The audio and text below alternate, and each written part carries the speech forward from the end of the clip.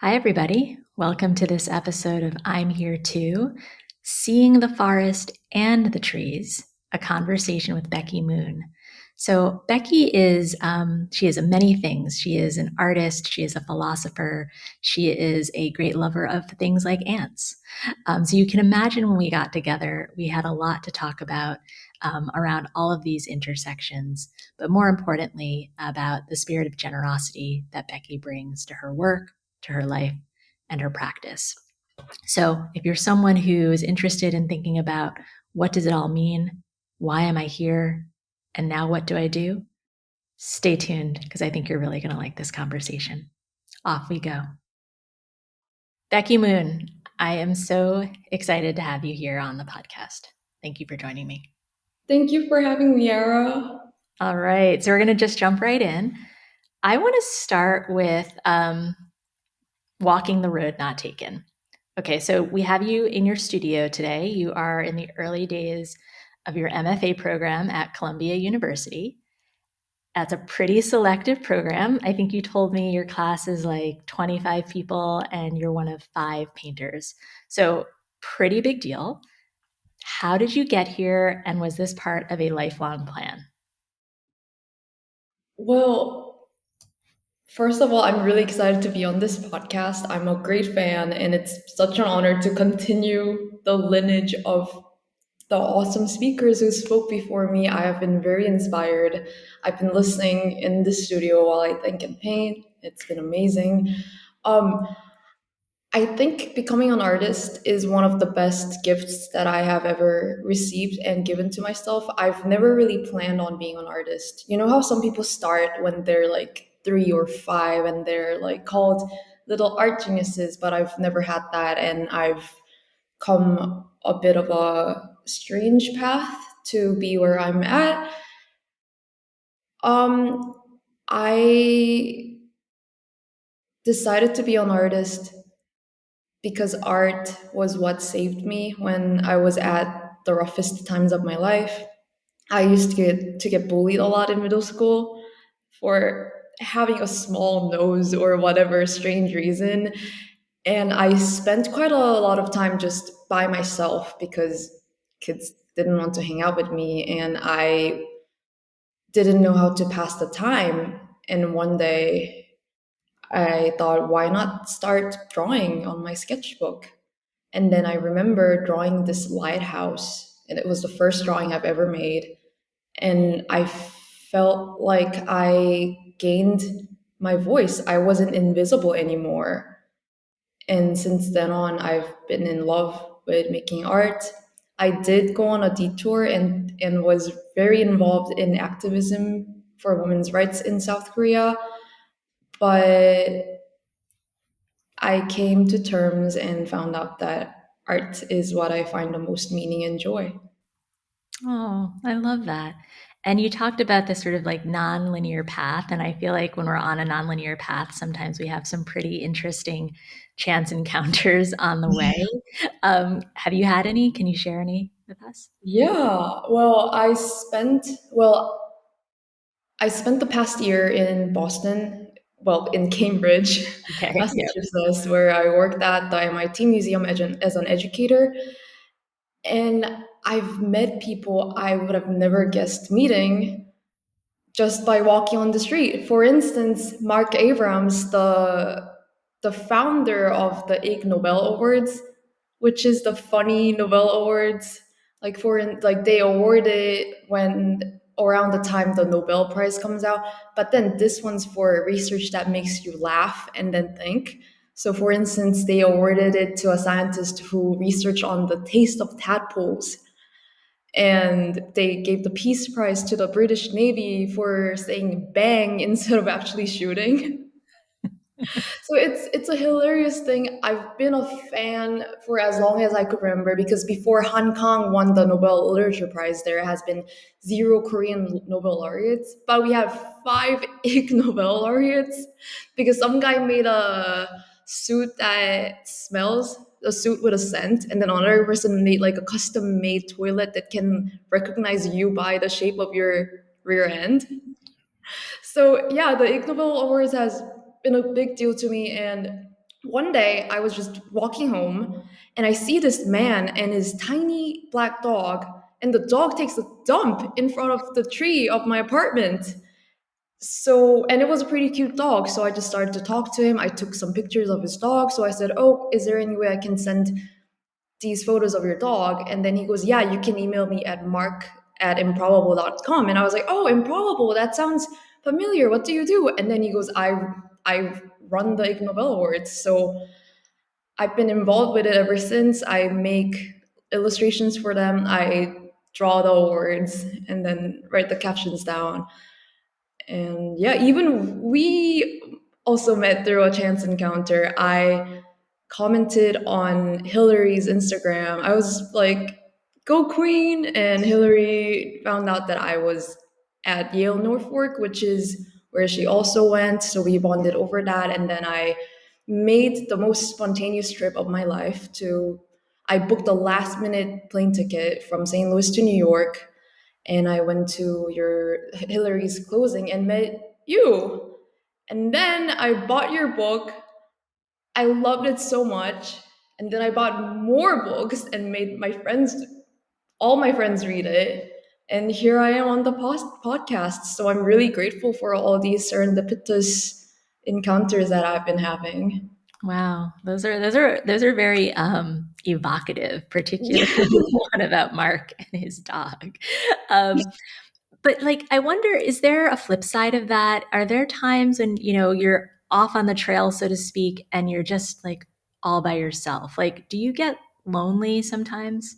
Yeah, well, I have been living away from my family. My parents are both still in South Korea, and I've been living by myself on my own. And before I, when I looked at it from a certain angle, it was lonely because there's no other person who's doing the exact same thing. There's no other person painting 10,000 branches a day. So I felt a little like a satellite. But then I changed my perspective and found out, oh, even if there are not people doing the exact same thing, there are people doing things that are on the same horizon, and we can all communicate through that.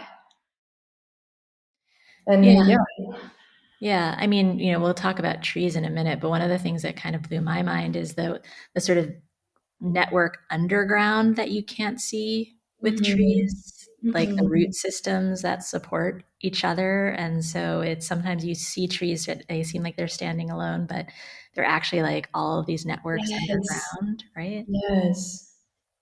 Yeah, that's the one of the reasons I wanted to start this podcast actually was I've been searching for ways to continue connecting like as the world feels so large, it sometimes still feels very small. And so I've been really grateful to meet people like you. Oh. And so, sometimes when I think about like, why am I doing things like that actually helps with loneliness and this idea of purpose. So I was wondering if we could dig into, the why helping us with the what. Um, so I was reading the September issue of Vogue, and I do read Vogue. And there was a story about Tory Burch, so entrepreneur, fashion designer, philanthropist. And this little section jumped out at me, so I'm going to read it. The languorous aesthetics that the brand radiates can obscure just how scrappy hustle it took to get off the ground. The company's first investors were friends and family who were asked to put in only what they could afford to lose, Birch says, which was sometimes just a few $1,000s. Even then, Birch had an idea that she wanted a broader purpose for the business. I'll never forget, I sat on the couch of one of our first investors and I said, I want to start a global lifestyle brand so I can start a foundation. And he was like, don't ever say that. And then there's a parenthetical, right? That the Tory Burch Foundation was officially launched in 2009 and has distributed $2 million in grants to female business owners and more than 100 million through a loan program with partners like Bank of America. Its current goal is to add $1 billion to the economy through its support of female entrepreneurs by 2030. And the reason I'm bringing this up, Becky, is I feel like and you can remind me, I feel like I was reading something about you, and you said essentially, or I was listening to an interview, and you said, like, I want to be a painter and I want to make money so that I can support other people. Like, I'm paraphrasing. Like, I was struck that you were very bold and saying, like, yes, I'm going to do this thing that is artistic, but I also have like a commercial and like societal purpose to it. So, one, can you just sort of refresh my memory on what you said? And two, like, how you feel about it today as you're starting your So in college, I took a feminist philosophy class, and we learned about the history of women's rights progressing and how the most marginalized people are sometimes women. So I asked my professor one day, I went to office hours and asked, what's the best way we or I can contribute to helping women around the world? And she said, donation. Where the money goes is where things happen. So at that moment, I was like, oh. And it's in terms of like activism, it's really easy to just narrow in and only think about the people that we can directly perceive. But there's women all over the world, and every individual story is different, every society's story is different. And some women don't have the even the privilege to have sanitary products, or the privilege of education, or the privilege of being an artist and doing what they want. So I think me being an artist is an extreme privilege, which is why I try to spend as long as I can in the studio. And if for some way I could extend this joy and the material privilege I have, I would be beyond happy. And I grew up in a very conservative environment. My parents were totally not. They supported me. They never said anything like, "Oh, you're a girl, so you can't do that." Even my dad was really psyched when I cut my hair to boy's length, and he like helped me shave the back of my head. It was My family has been more than supportive. But then I went to a very conservative religious high school, and the principal one day asked me, we had like a one-on-one meeting with the principal, like everyone in the school. And he one day asked me, what do you want to do? And back then, I didn't even think about doing art. I was in ninth grade. So I said, I just want to do something that I can impact the world. And he straight up, he didn't even think, he just went, but you're a woman. And that happened in like 2018. And the moment I heard, but you're a woman, it felt like I was just a woman. He didn't see all the person that was in me, which is why when I heard the stories from your parents' podcast, from how Roger and Cheryl talked about their history, American history paper being accused of plagiarism, if it, when the principal said you're a woman, that felt like completely denying my identity. So hearing that Roger and Cheryl didn't crash out like I did. They were like, we're gonna keep finding ways. And I wish I could have done that. But now I think I'm better at doing that. Yeah, no, I completely relate to that moment of like being flummoxed by somebody's response. Like in college, I was trying to figure out my major and I was going like door to door to different departments. Oh. And I remember going to the history department at Princeton and talking about women's studies and all these things. And he was like, why would you want to study women? No, why not? Anyway, but it caused this sort of internal rage, and for me in college, often artistic expression. I think Roger and Charles talk about that too. Like, I often don't directly get upset. I go make something, and I ended up making this video called Hersteria. So, you know, but I think your point about things changing over time, us becoming more centered in our purpose, it getting clearer, like that really resonates. And I really love how you've been able to sort of take hold of the sort of internal flame, so to speak, and put it out into the world. Thank you. I want to hear more about Hysteria. It was a very short video. I think it had like PJ Harvey. I think the song was like Man Size. I don't know if that's the title of it, but it was like, and then I had all of these clips from different, I had also done a paper on like female friendships and how in popular culture, female friendships were often punished. So I was looking at Thelma and Louise, Fried Green Tomatoes, Boys on the Side, Set It Off. And I think I just had clips of each of those movies, and it was just like the sort of the power against this like very scary PJ Harvey track. So needless to say, I ended up becoming an art history and visual arts major. So I think I found my Let's place. go. um, Wow. Speaking of, okay, so finding one's place, right? Like this idea of occupying many worlds at once. You are somebody who does a lot of things, has a lot of interests. I similarly do, but I kind of get freaked out. So, like, picture the scene, like I'm out at a social gathering and people know who Hillary is. And then they turn to me and they say, "So, what do you do?" And then I have this moment of like, what could I say? Do I talk about my day job as like a C-suite person? Do I talk about like being an author, an artist? Like that always feels a little strange to me because I'm usually in rooms where people like do these things more hours of the day or with greater external validation. So that's where storyteller came from. It felt like a way to sort of fuse Yeah. all of these different ideas of helping individuals, helping organizations optimize their ability to be authentic and successful on their terms and looking at the impact rather than the title. Um, it's still a work in progress though. So I'm actually curious about you. Like, as far as I can tell, like you work across a number of areas, whether it's science, art, philosophy, activism.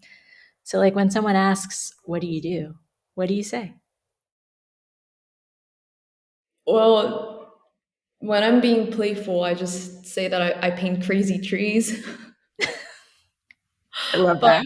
when but when I'm trying to be more serious, I say that I'm an artist who's inspired by various structures, whether it's neurological, architectural, or from nature, and I try to depict the invisible structures of things like the mind or belief. Do you remember, Ara, when I was like, oh my gosh, you've done everything except being an astronaut? There's a few other things, but yes, I think you're right there with me, but maybe you have been an astronaut. I wouldn't put that past you. But yeah, I think it's a happy problem to have, to do a lot of things. But I introduced myself mostly as an artist because I've been to some gatherings with philosophers. I've never really had the gut to say I'm a philosopher. But the more I think about it, maybe anyone can be a philosopher. You know, these boundaries, if you think of them as closed, they're closed. If you think of them as open, they're open. I think I'm still figuring it out. Maybe I should tell people that I'm an enthusiast and just go off. I mean, it is one of these things where it's like, it's also kind of maybe the question is one we should rethink in terms of like expecting people to have an easy answer, more of like, what are we actually trying to learn from Yeah. someone and asking that versus blanket. I think as a philosopher, you'll probably come up with like 8 different questions we could ask instead. And you'll put it into a painting, and I'll be like, okay, so you paint crazy trees. Yeah. But what is it like to work across these particular intersections? I think it's a big web. I don't see science, philosophy, and art as like three separate islands. There's art in science. Visual aspect of science is such a huge part of it. There's science in art, how we paint, how thoughts transfer into the hand, and how thought becomes a physical move. It's very scientific. And even how we perceive art it's so philosophical. There are philosophic what art is has been a philosophical inquiry for the past 2000 years, and we still haven't figured out what art is. And philosophy is also scientifical, and science is also philosophical because the questions that we ask come from philosophy. So it's a beautiful triangle. Yeah, that's how I view the three things that I work on. I now I've lost her name. Oh my goodness. There's that article, I don't remember if I sent it to you, the one about like the different art worlds and like all of Oh, the different systems of the art world. Oh my goodness. Andrea, Fraser? probably. Andrea Fraser, or art world diagram? Something like that, Yeah. right? Am I? Okay. Our listeners and our watchers, they'll tell us in the comments, I bet. But when you were talking about systems, that reminded me. So, of all of these different spaces or the triangle, like, do you have a primary space and others are adjacent, or how do you work it? I've always been really intrigued by the visual aspects of things. So when philosophy has these thought diagrams, I got really excited. When I go through a science paper or a neuroscience paper, I would see diagrams of how things look. I just really love seeing structures of things and see how much space we allocate to some certain things. And yeah, I never consider myself a very sciencey person, but working at MIT and being surrounded by so many passionate scientists in the education team really helped me to stop fearing science. I used to tell people, "Oh man, like I don't even what science? Like I can't even do 3 plus 9. Like I need my calculator." But no, those are the things that I have been telling myself. Nobody has ever told me that. So I have been creating these fears, and I've been narrowing myself. But working at MIT allowed me to let go of that and just introduced me to so many things and helped me realize how big the world is. There's research happening every single day on everything. People are researching on the fly's neurons when it lays eggs. There are people researching on the nerve cells of the lobster, like everything. So yeah, no fear anymore. I mean, it's interesting these stories we tell ourselves, right? Because as you were saying that, I was thinking about this experiment that we were asked to run. I was at a conference when I was doing diversity and inclusion when I was at a law firm as a recovering attorney. And I went to this conference. They're like, close your eyes and picture a lawyer. So I closed my eyes, I opened them, and then they put a picture up, and they were like, for all of you, it was an older gentleman with grayish hair with a suit. And it was like, how many of your lawyers looked like that? Becky, I raised my hand. No, I, it's because of all the injury ads on the buses that trick you. I didn't see myself. I didn't see my sister who's a lawyer. Like I totally, so the idea of like science and running experiment, like we're running experiments all the time and we just don't always see it as that like inquiry, discovery, hypotheses, right? Like, so I'm excited for you and science, but like, so where are there synergies in this sort of like world you're building for yourself, this system, and like where do you find disconnects? The synergies.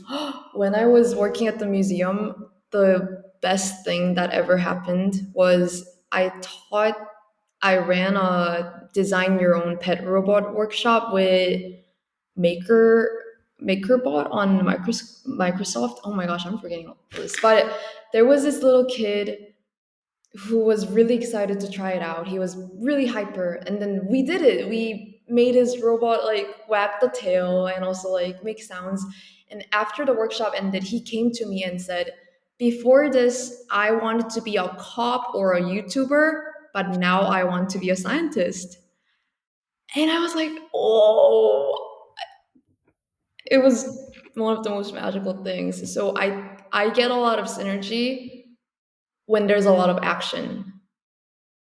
If anyone's willing to do something, I get great excitement.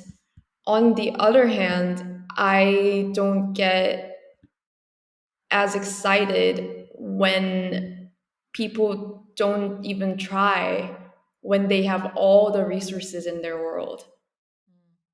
I, yeah, if I don't even know what to say, it just makes me sad that some people have so much, but they don't use it, even if they recognize they have so much. I definitely experience you as someone who has a lot and uses it. But if I could add one more thing to your already vast store of things, what would be a deep interest or focus area that you would add to your already big life practice? I've been looking more into ecological conservation, and ecofeminism is also another thing I recently started to look into. Um, there's a correlation in how humans try to dominate the world and nature, and how some things are considered superior and other things are considered inferior. That happens in human societies. That also happens between human and nature. And I want to just know more why that's happening and how to not make that happen.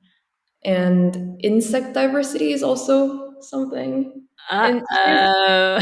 for you, your pork chopo. How do you say the name of the alley? Pork chopo. Pork chopo. So it's like pork chop that got misspelled into. I noticed that. So I adore stories from the alley so much, especially Schmitty the ant and her lover Aphid, and the evil rat who oh, can I spoiler or no? There, okay, folks, if you have not read Tales from the Alley, this is your chance. Go to my website, aratucker.com. You can read Tales from the Alley. Come back. They're back. Becky, spoil away. Okay, Morty eats all of Schmitty's colony, but the whole story, I read it all. It's like a Grimm's brothers tale for New Yorkers who like to think and want to know more. And the especially the Schmitty part, it discusses class, it discusses about being born into something versus making your own path. And it also talks about when destruction, what destruction of so what destruction of conformity can mean. So yeah, Schmidi is not entirely a good character. She makes some questionable choices, but that's what makes the story really, really interesting. And so I got you this little plushie for you and Oh, Matilda. thank you. Oh, we now have a street. Biologically accurate. I got the most accurate one. There was this other one where the ant had like a person's face and was doing like a thumbs up. No, no, that's not Schmitty. So yeah, here it is. I love that. Thank you so much. My Um, pleasure. well, so then the animals, we'll stay on the animals, right? Because I had lived in New York for law school and then I left. And then when I met Hillary, I returned. And it was a little bit of a readjustment after being out of the city for a while. And I started writing about city animals, right? Like the alley rat, the house cat, the cockroach, the ant, the aphid, like all of these, and they became their own world. So How to Raise an Art Star, folks who have read that, they know that there's a cat named Altonio. But what you might not know, you know, because you've read Tales from the Alley, but Altonio has a whole network of animals working for her. She's got a dog named Cocktail Hour who lives in Chelsea with Jeff Cruz. But the whole thing, Hillary has observed that I am pretty hard boiled when it comes to my animals. Like I, as you said, like Schmitty is not. She's like an anti-hero, and there are a lot of anti-heroes in Tales from the Alley. But it's easier somehow to write animals Oh. than humans. I don't know. Do you? Would you find that like as you're getting deeper into animals? I'm just amazed by your ability to generate such complex narratives that's like a web. There's all your characters are so real because they have a mind of their own. They're not like mirror images of each other. They have a way of interacting. Like Schmitty has a way of interacting with Morty, and Morty has a way of interacting with Antonio, and it's like a whole new world. So I'm just so stunned by that because when I see an ant, I just think, "Oh, hello, where are you going?" But I, If you want to see some crazy, I mean, ants, I mean, we could talk about ants forever. And I see you're an ant wiki. So that blew my mind. And that's how we actually got on this. But you depict nature, right? Like behind you, there is a painting, and you talked about painting 10,000 trees. Do you want to tell us about nature and how you think about depicting it? yeah, I've been thinking more and more about natural structures recently, since I started this MFA program. I started out as a figure painter and I painted these iridescent like faces with every shade of color like in them, but it didn't feel satisfying. So I've been thinking and thinking and thinking, and I realized that I was trying to find inspiration from outside rather than inside. So when I found out that my grandma's father planted 10,000 trees in North Korea before passing, that was that moment that it all clicked. Trees were my thing. And it felt one day I was painting this big purple tree maze, and it genuinely felt like, oh wow, this is my destiny. Maybe I was meant to paint trees. So I asked my philosopher friend, do you ever feel like you were just meant to do something? And then she said, yeah. And I was like, I think I found what that is. It's painting trees. And I registered for a graduate seminar called Trees. The class is literally just called Trees. I was a little embarrassed about taking a class called Trees, but then my friend was like, "Yeah, I'm in a class called Monsters and Magicians." So I was like, "Oh, okay, okay, you made me feel better. Thank you, thank you." But there's a lot to explore. Trees have a cultural significance because it's so universal. Like every culture has its own tree, and I've always wondered what kind of tree would someone draw if I just asked them to draw a tree? Like, would they draw the tree that they are most familiar with? Like, what would be that tree that they draw? And it's used in a lot of contexts because trees are one of the first architectural materials. Trees do not need fire, so building something with trees is very, very economical and handy. And yeah, I'm still figuring out why I am so into trees. But when I paint trees, I also started to think about the animals that live in the trees. And I'm having these new inquiries that I've never had before. So it's a very exciting, exhilarating time for me. What do you think about nature, Ara? I know that you visited, you had like a residency in an island. Oh, so we went to Fire Island. So I Yeah. mean, Fire Island is a little bit like, it's Long Island, so it's not quite, Oh. it's not, but it's still, you're still away from your Yeah. everyday. But Hillary and I, we do actually have a lot of vacations that feature being outdoors, right? Like, so even Fire Island, like while we weren't on the beach a lot, like one of my most vivid memories of that time is coming across a structure that was already on the beach that somebody had built out of driftwood and like Oh, fabric. And it looked like almost like a shipwreck, but it wasn't a ship, right? It was just like this structure. And Costa Rica, we went, and that's where I saw those ants. It looked like, um, if you picture like little pieces of green construction paper almost like cut out, and it was just like moving up a log. They had taken pieces of leaves and they were like taking them in like formation. they do that. I've learned to respect nature a lot more. Like we went to Switzerland and we were hiking, and you hike in Switzerland long enough, you see a lot of cows. And at first we were like, they're cows, they're cute. Oh, they've got their bells. one day, Becky, we encountered a cow that I think was more in a scarcity situation, and the road and the trail and where they were, there just wasn't a lot of space. And I think they felt threatened. So they were kind of like following us in a menacing way, and we freaked out. No, Took shelter in an overturned tree. You know how they can have like those hollowed out no spaces? And way. we were in there for, it felt like forever. It was probably like a minute. But um and living closer to nature, whether it's in Brooklyn or in New Jersey, like I marvel, right? Like one day you look and there's a nest. How do birds learn how to make nests? How do they do it? Like beaks, talent, like.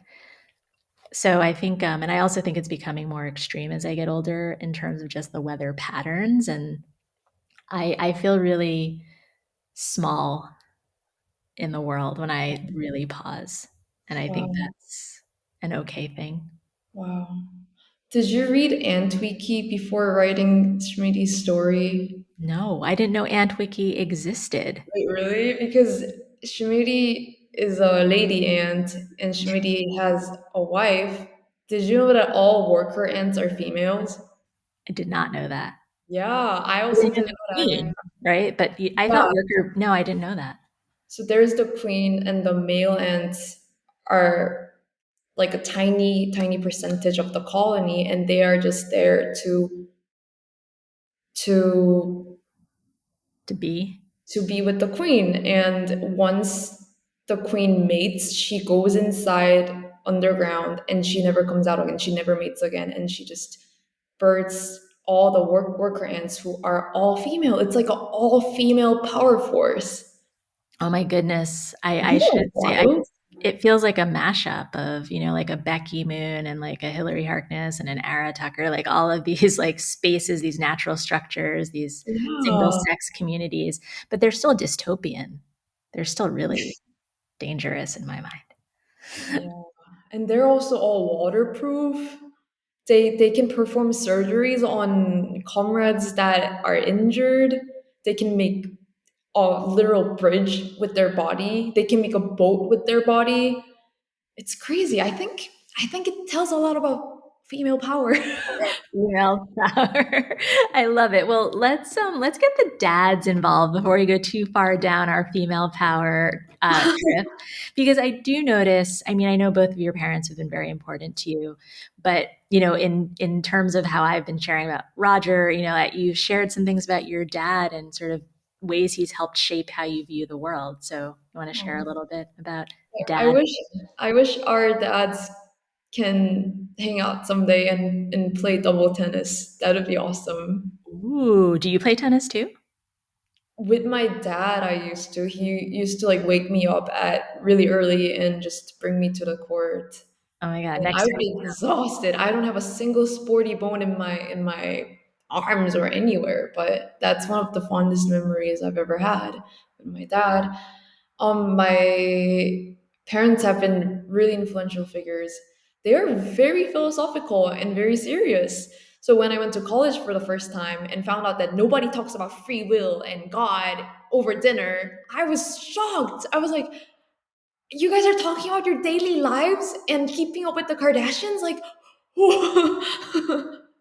it felt crazy to not do this every dinner and think deeply about certain topics. So I'm grateful that they equipped me with this tolerance for heavy conversations, because that helped me not fall asleep in philosophy classes. I say that to a lot of philosophers. I'm like, if your parents are a philosopher, you never get bored because everything is so fun.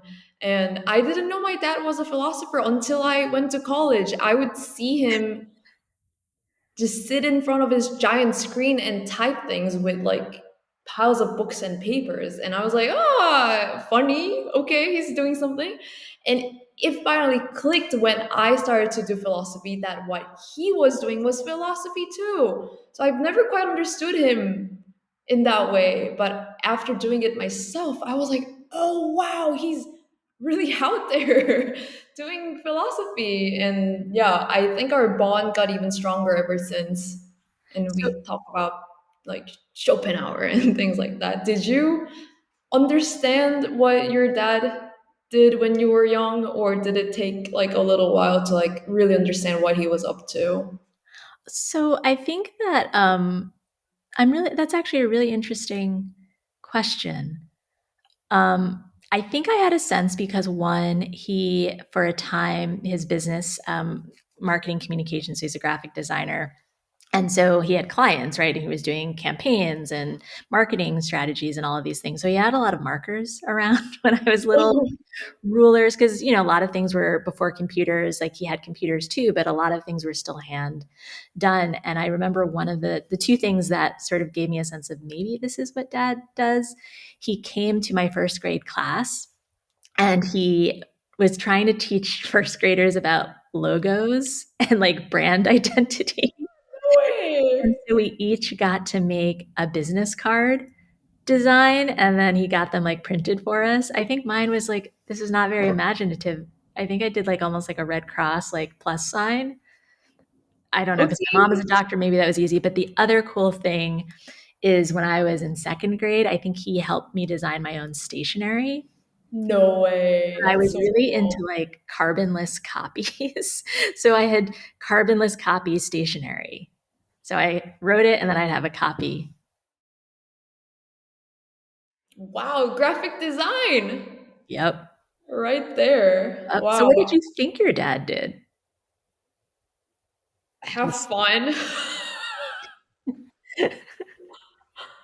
I was like, okay, he's having a good time. Okay, bye. But And so especially, oh yeah, go ahead. Go ahead. yeah, I mean, I think father-daughter relationships are especially really interesting because we're just so different from our fathers. And And yet it sounds finding like that intersection. when you find those intersections, you're a little bit like, whoa, where did that come from? Yeah, exactly. Wow, you are like me. Yeah. Like, ooh. Well, okay, so I want to actually that gives me a good segue into something I've been curious about because you're talking about all this serious conversation and deep thoughts and rigor, but like you're funny. Like no, you are. Because, like, if people look at the titles of your paintings or your social media posts, or I've been so thrilled and Hillary has been thrilled, the drawings that you send us, oh my God, there is such a like LOL, if I can be so corny, like quality. But you are taking on serious topics. I mean, you're thinking about these 10,000 trees that your grandparents built, like planted, and you're taking on like these really deep societal things. So, like, how do you think about humor in your life and in your work? That means the world to me that you think I'm funny. I think humor is such an important aspect that's overlooked because so many art people are cutthroat, serious, and I think there's a need to make creativity a more joyful process. And the seriousness in the subject topic can only have its light when there's humor with it that kind of makes a balance structure.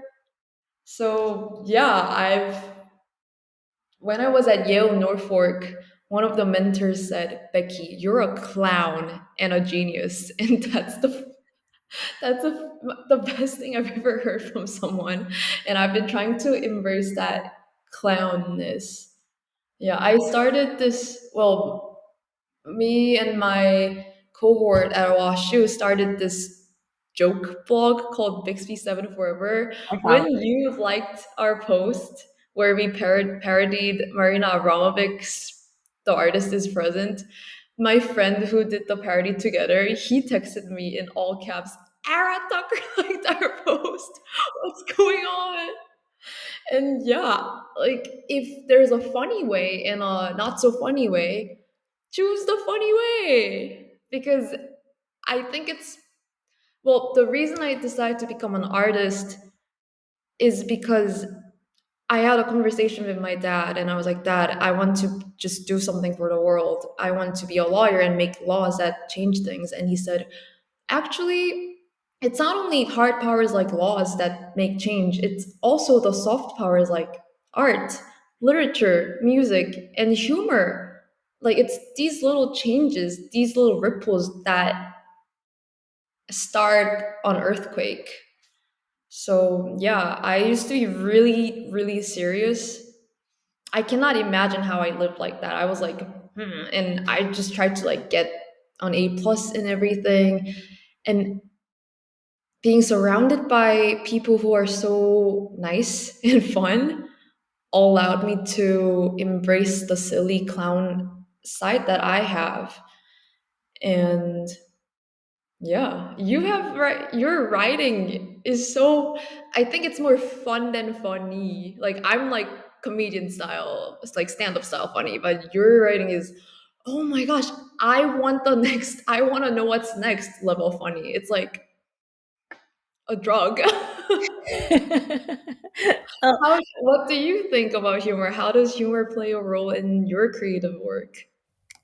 similar to you, like, Cheryl asked me that on the podcast about my sense of humor. And I think, like you, on some level, it takes a lot of seriousness to see the world in a funny way, if that makes sense. Like, I love to play, I love to have fun, but I also am very present in the world. And I think it's less conscious, but it's the thing that kind of just has always been me. Um, but when I write, I do like looking at sort of every day and thinking about like what's absurd about this, what's strange. Like I think, I've been thinking about philosophy and I realized I was like philosophy student of the year at my high school. No way. I don't like the only thing I can say is I loved We Clos by Sartre. Um, Basically, the idea of hell is other people in this room of three people being stuck forever and ever. And I think I think that's how I approach my writing. Of like, they're all stuck in this room called my novels. How do they get out? If they can't get out, how do they have to interact and make the best of it? So Wow. You know who cracks me up so much? Gus. His like entire existence, Gus Hempelstein. Gus Like Hemp. his name is funny. What he does is funny. His jealousy is so quirky and funny. And I'm really looking forward to start reading How to Date a Black Girl. Is there a character like Gus in it? So Becky's talking about how to raise an art star. The character Gus is the main. Well, they're one of the main characters. Is I'm gonna you read it and you let me know if you think there's a Oh, Gus. yeah. Exciting. There might be a Gus. Oh, when you share the snippet from How to Date a Black Girl about how they bet on a lobster sandwich, that was so funny.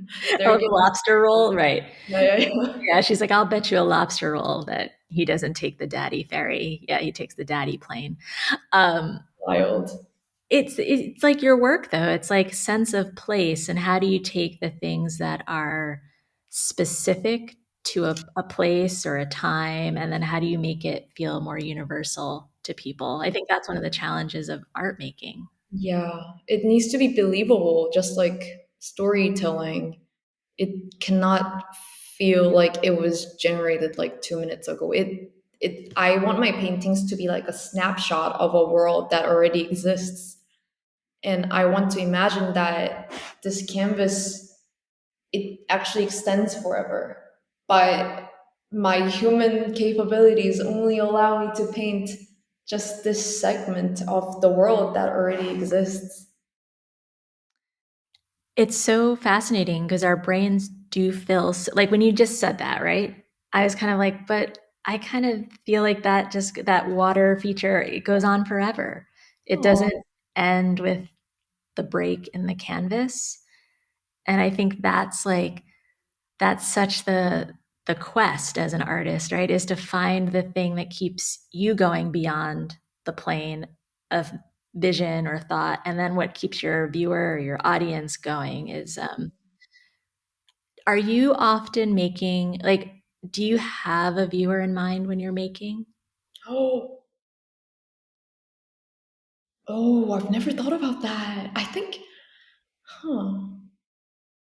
I don't think I have a specific viewer. Like, I do know that some artists make art for people in their community, like people who share the same struggle, for instance. But I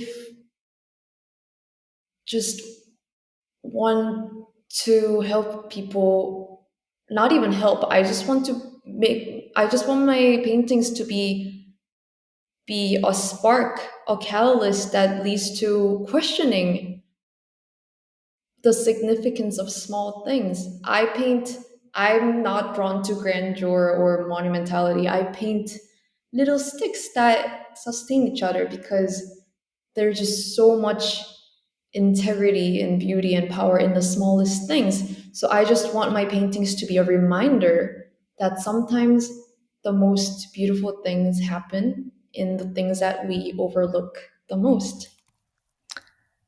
Oh, well, I'm And curious for like, okay, so the things that we overlook the most, I mean, I really love that. And I'm noticing that in your life, you also notice, like you bring other people along with you. And it was, you're constantly like dot connecting in a very thoughtful way. It's like you were like, hey, Hillary and Eric, can you come to my class and speak to them? Or like you've given copies of my book to your friends. And like you're the first one, it's not just me, like on Instagram, you're like, supportive story here, kind word for this person there. And you've done group shows, which I think as an artist is like, yet another thing that is not something that every artist wants to do, can do, should do. So, like, what is that about? I'm just trying to pay it forward. Like I don't want the kindness that I receive from others to end there. I want it to be passed on. And I think all these things I do, like I started these chains of philosophy themed art shows at WashU Philosophy Department because how it started was the undergraduate chair, Rebecca Copenhaver, who's a fantastic philosopher. She saw my paintings that I made about Kierkegaard and existentialism, and she said, "These are amazing. Let's do a show. Let's throw an opening, and you should hang your paintings around the department." And I was just stunned. I think that moment is when I figured out I can actually do something. I can actually transform this rather cold and static philosophy building into an artistic space. So ever since we did that, I for the semester right after, I collected a group of artists who wanted to also have a show, and we did a group show called Women in Philosophy, Power and Prominence. And everyone selected a female philosopher of their choice and made an artwork either based on their biography or based on their work. It was beautiful. We had 19 artists make work on 19 philosophers.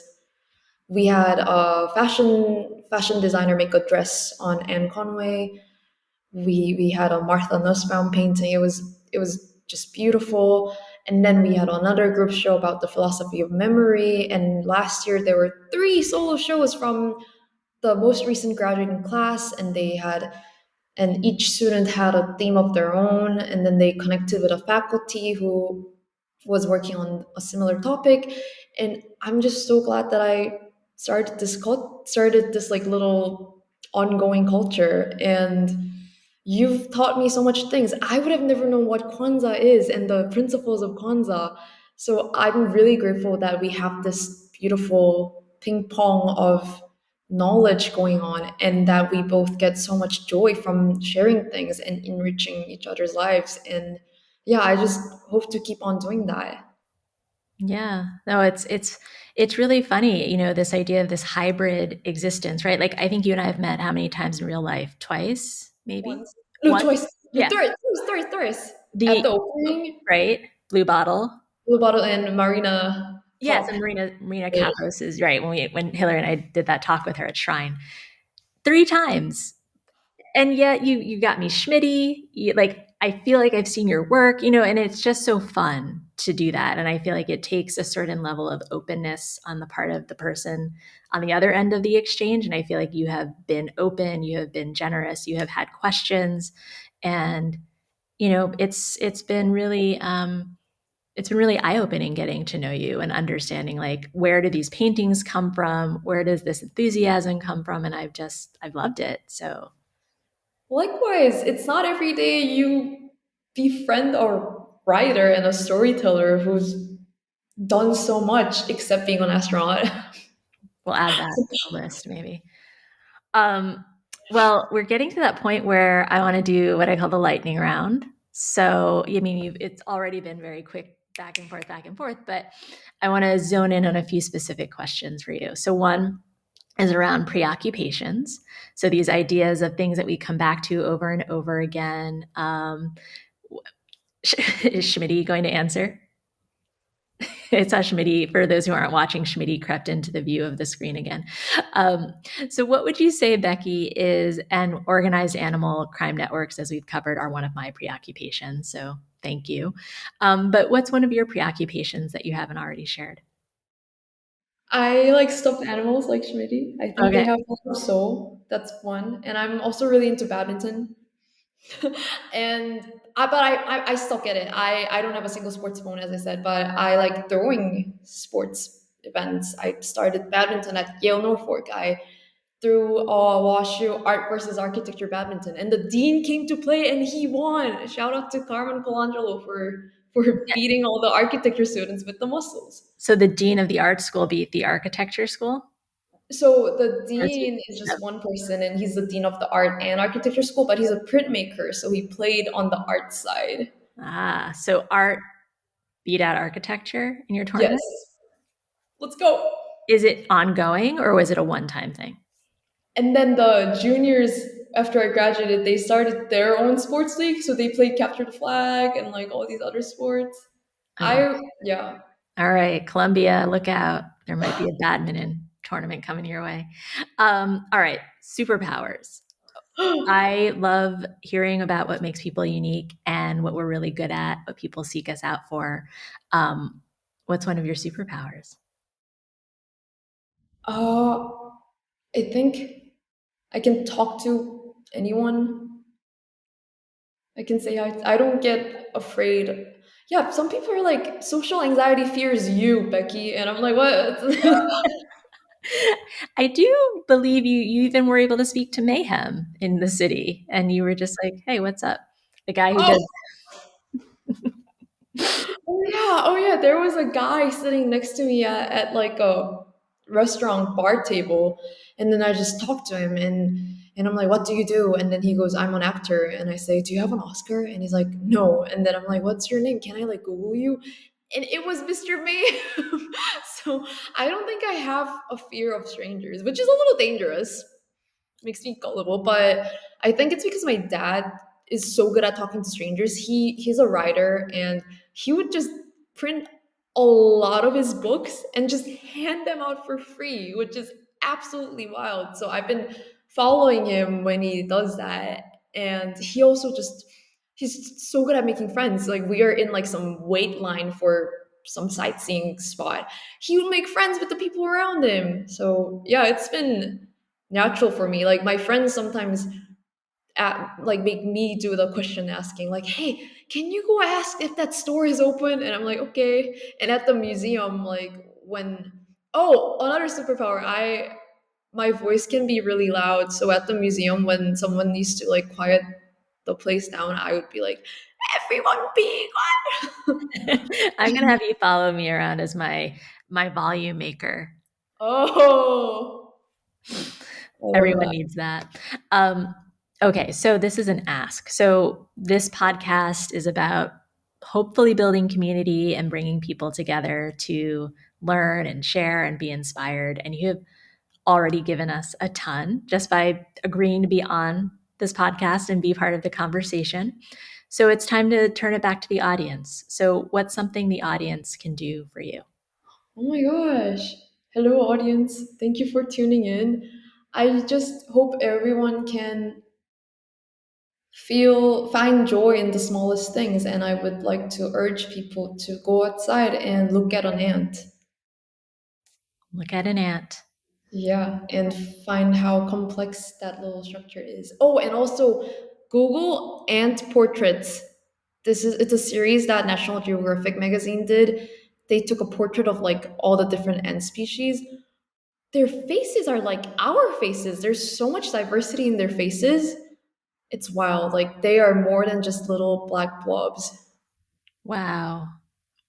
Well, Schmitty has a whole apartment, so maybe Apartamento can do a feature on her as well. Yeah, So, totally. but I didn't know about the faces being so distinctive. I'll send it to you. It's wild. I think they're also expressive in a lot of ways. Some of them look mean. Some of them look so cute. Oh, okay. Okay, now I'm going to go off on ants. Okay, focus. A read, a listen, a watch. So there is so much content out there, and it's really hard to discover it. So I'm asking people to come on. So like, what's something you're reading, listening, or watching that others might enjoy? Nico Case, who's my all-time favorite singer. Do you listen to Nico Case? No.